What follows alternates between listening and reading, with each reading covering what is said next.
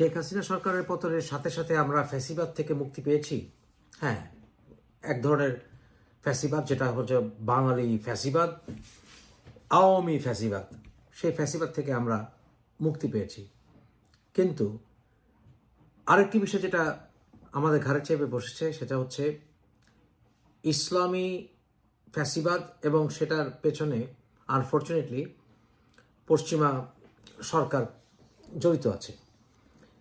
এই আওয়ামী ফ্যাসিবাদ দূর করেছি, এর অর্থ এই নয় যে আমরা আরেকটি ফ্যাসিবাদ মেনে নেব। আমি আপনাদের বলেছিলাম শেখ হাসিনা পতনের প্রাক্কালে যে শেখ হাসিনাকে সরাবো, মানুষের কাছে ক্ষমতা আনতে হবে, এরপর যদি নতুন কোনো ফ্যাসিবাদ আসে তার বিরুদ্ধে আমরা আন্দোলন করব। এই প্রক্রিয়াতে ধীরে ধীরে সরকার পরিশুদ্ধতা পায়, প্রকৃত গণতন্ত্র আসে। ইসলামকে যদি ব্যবহার করে রাজনীতি করা হয় এবং রাষ্ট্র পরিচালনার ক্ষেত্রে যদি ইসলাম বা যে কোনো ধর্মকে আনা হয়, তাহলে সেই ধর্মীয় শাসনের ক্ষেত্রে, আইন প্রণয়ন এবং শরিয়া প্রণয়নের ক্ষেত্রে ইউনিভার্সাল বা সবার গ্রহণযোগ্য কোনো আইন তো নেই। মান্ধাত্তার আমলে এইটা সেটা আপনি অনেক কথা বলতে পারেন, কিন্তু কোনো ইউনিফর্মড লিগাল কোড নাই, ইসলামিক লতে নাই, ইসলামিক ফিকাতে নাই, কোথাও নাই। আমি বহুবার আপনাদের সাথে আলোচনা করেছি। বর্তমানে হিজবুত তাহরিরের নেতৃত্বে গোপন পরিকল্পনায় যে বর্তমানে সরকার এসছে, এই সরকারের আভাস পেয়ে গেছে মোল্লা মৌলবীরা, যেমন ধরুন মামুনুল হকরা, আব্বাসীরা পেয়ে গেছে। আপনারা নিশ্চয়ই চিন্তা করেছেন কেন সব মাজার ভাঙাভাঙি হচ্ছে। আজকের ভিডিও দেখলে কিছুটা সেটা পরিষ্কার হবে। আজকের সাবজেক্ট হচ্ছে উপদেষ্টা আসিফ মাহমুদ এবং তার চিন্তার মুখোশ উন্মোচন। এবং আমি কেন মনে করি অচিরেই বাংলাদেশে পাকিস্তানের মতো ইসলামী সংগঠনগুলোর ভেতরে ভয়ঙ্কর দ্বন্দ্ব শুরু হবে। চলুন আলোচনা শুরু করা যাক। বর্তমান অন্তর্বর্তীকালীন সরকারের উপদেষ্টা আসিফ মাহমুদ একজন প্রধান সমন্বয়কারীও। তার উইকিপিডিয়া পেজে আপনি যে তথ্যটি পাবেন না, তা আমি আপনাদের কাছে উপস্থিত করছি। জনাব মাহমুদ 1998 সালে মুরাদনগর, চট্টগ্রামে জন্মগ্রহণ করেন। তার আত্মজীবনীতে উইকিপিডিয়াতে লেখা আছে তিনি নাখালপাড়া হোসেন আলী বিদ্যালয়ে পড়াশোনা করেছেন এবং আদমজী ক্যান্টনমেন্ট কলেজে পড়াশোনা করেছেন। কিন্তু যেই কথাটি বলা নেই তা হলো তিনি চট্টগ্রামের জামিয়া আহমেদিয়া সুন্নিয়া কামিল মাদ্রাসার ছাত্র ছিলেন। এই মাদ্রাসা প্রতিষ্ঠিত হয়েছিল ইমাম আহমেদ রেজা খানের বেরলভি আদর্শে। ইমাম আহমেদ রেজা খান ছিলেন বেরলভি মতবাদের ইসলামী চিন্তাবিদ। তিনি তাওয়াসসিল ও মুয়ালিদ মতবাদে বিশ্বাসী ছিলেন। তার মতবাদ সালাফি ও দেওবন্দ মতবাদ বিরুদ্ধ।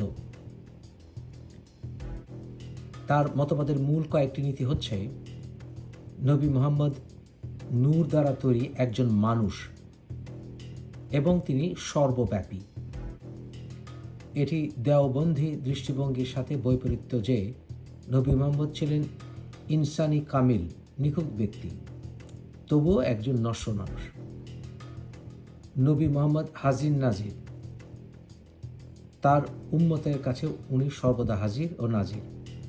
এই মতবাদে এই বেরলভি মতবাদ বিশ্বাস করে, যার অর্থ হচ্ছে নবী মুহাম্মদ তার লোকদের কাজ দেখেন এবং প্রত্যক্ষ করেন।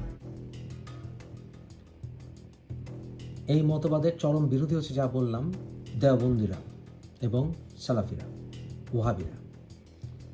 এই মতবাদের সাথে যুক্ত আছে বাংলাদেশে ইসলামী সংগঠন ইসলামী ছাত্র সেনা ও ইসলামী ফ্রন্ট,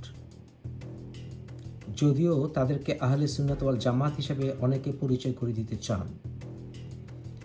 ইসলামী ছাত্র সেনা 2014 সালে নুরুল ইসলাম ফারুকী হত্যার প্রতিবাদ জানিয়েছিল। নুরুল ইসলাম ফারুকী বাংলাদেশ ইসলামী ফ্রন্টের প্রেসিডিয়াম সদস্য ছিলেন। ইসলামিক ফ্রন্টের সেই 2015 সালের আরেক আন্দোলনে আপনারা তাহেরিকে দেখতে পাবেন।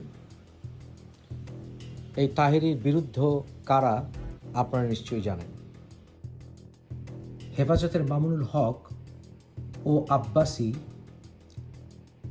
এই মতবাদের চরম বিরোধী। তাই এই সরকার ক্ষমতা আসার সাথে সাথে এই দুজন গরম বক্তৃতা দিয়েছিলেন, নিশ্চয়ই মনে আছে। সংখ্যাগরিষ্ঠ মুসলমানদের ধর্ম পালনের ক্ষেত্রে ছলচাতুরির আশ্রয় গ্রহণ করা হবে, সেটা দেশের মানুষ বরদাস্ত করবে না। দেশ একটি আযাব মুক্ত হয়েছে, মার্কিন আগ্রাসনের আযাব যেন বাংলাদেশে না আসে। এখানে উল্লেখ্য যে আসিফ মাহমুদের সাথে গণতান্ত্রিক শক্তির সাথে যুক্ত হবার পেছনে হিজবুত তাহরীর সম্পৃক্ততার শেকড় কবে থেকে তা ঢাকা বিশ্ববিদ্যালয়ের জীবনের সাথীদের নিয়ে কার্যকলাপ ঘাটলেই বুঝতে পারবেন। এখানে আলোচনার প্রয়োজন যে হিজবুত তাহরী তারা তাদের মতবাদে সন্ত্রাসী কর্মকাণ্ডে বিশ্বাস করে না, অর্থাৎ অন্যান্য উগ্রবাদী সংগঠনের মতো সন্ত্রাসী কর্মকাণ্ডের মাধ্যমে সরকার গঠনে বিশ্বাস করে না, বরঞ্চ এর আগের ভিডিওতে আলোচনা করেছি কিভাবে তারা সরকারে যাওয়া এবং খেলাফত কায়েমকে তারা অর্জন করতে চায়, অর্থাৎ তারা খেলাফত কায়েমে বিশ্বাস করে। এই ভিডিওতে ছবিতে আসিফ মাহমুদের মাদ্রাসা পোশাকে দেখতে পাচ্ছেন। তাকে গত 2022 সালে অনুষ্ঠিত ঈদে মিলাদুন্নবী উপলক্ষে কাওয়ালি ও ইশক আড্ডাতে দেখতে পাচ্ছেন।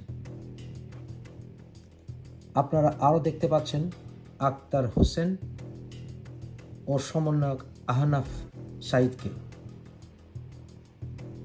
এই গ্রুপ ছবিতেও আরও অন্যান্যদেরকে তাদের পাশে দেখতে পাচ্ছেন। এখন দেখার প্রয়োজন আছে হেফাজতে ইসলাম এবং অন্যান্য বাংলাদেশের গরম ওয়াজিরা এই সরকারকে কতদিন সহ্য করে, কারণ আমি নিশ্চিত